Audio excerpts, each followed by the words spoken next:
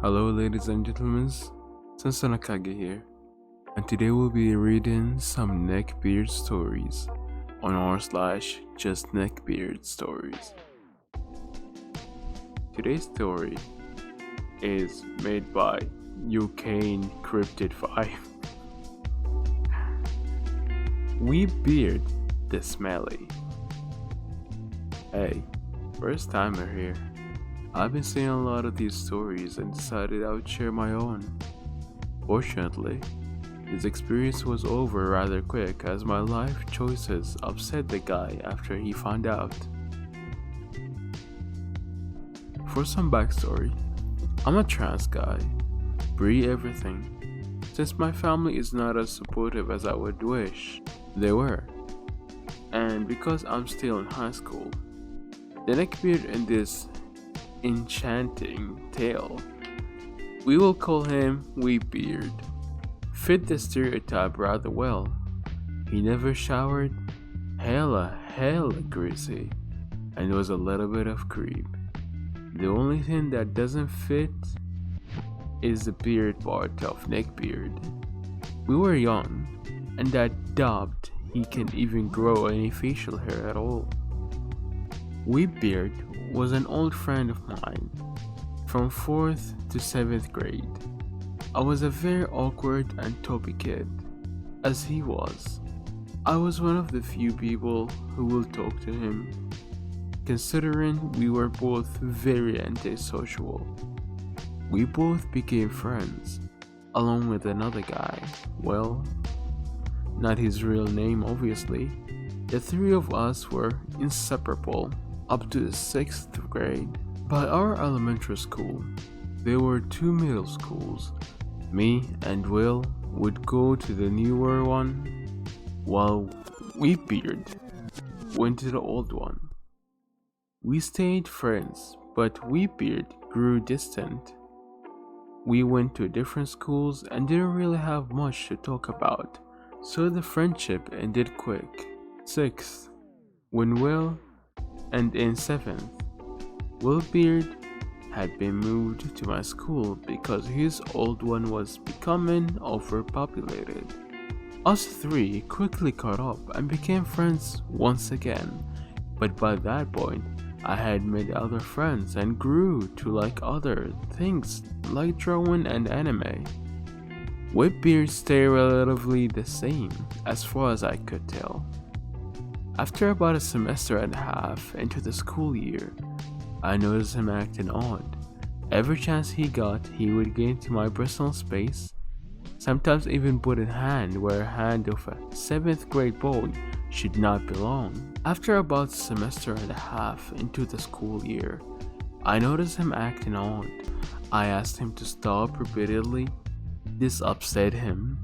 After he stopped for a bit, it came to my attention that he had been spreading rumors about us.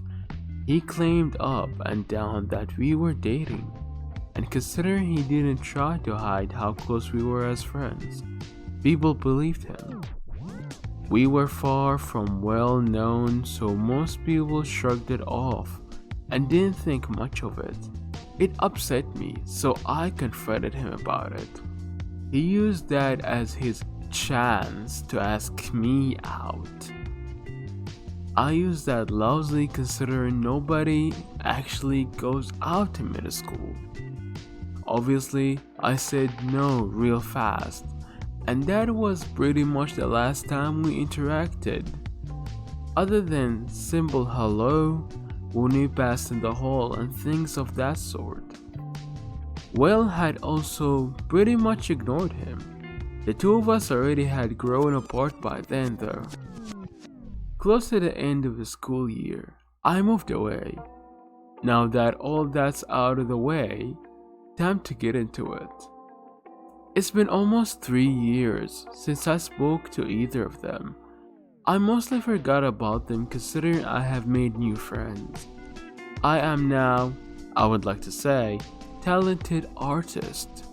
Soon enough, I can make it part-time job and start commissions. One day, someone DMs me on Insta saying, and I quote, Hello, old friend. Confused. I looked at the account, and sure enough, it was Weebeard. His account was full of anime memes he probably stole, and beginner drawings under bad lighting. One photo that stood out to me was one of him holding a body pillow with an anime character I did not recognize. I don't often watch anime anymore, so I found it hard to pay attention. Nothing on anime, I just have an attention span worse than a goldfish. I feel you, Obi. I feel you. I don't know how he got my Insta. He might have found me through Facebook, but I never looked into it. I had let go of any grudges I had against him. Happy to see an old friend. I respond with a simple, "Hey, it's been a while. How are you?" We had a good convo that lasted around 20 or so minutes. Wasn't paying too much attention, so the time frame may have been bit off, but it felt around 20 to 30 minutes. He apparently still watched anime, commenting on the bust and butts of his favorite characters when we talked about it. I told him I did not watch anime anymore and preferred nostalgic shows like Invader Zim and other early 2000s shows I grew up on. Hey, good choice, Obi. Nothing anime though. Anime is cool. I love watching me some anime too, sometimes. First red flag was that he pretty much knocked them down, saying they were too dumb for his big brain to want to watch. Second red flag was him commenting on how my chest had grown since 7th grade. I'm not allowed to wear binders yet, so all my pictures was of my baggy shirts or me trying to cover them. Was I uncomfortable? I was uncomfortable, but I didn't call him out on it. Then he called me my dead name. I don't have my name or preferred pronouns in my bio, so I corrected him. "Oh, I'm sorry. I don't go by that name anymore. I'm trans, so I go by insert name, and I use him and he pronouns now."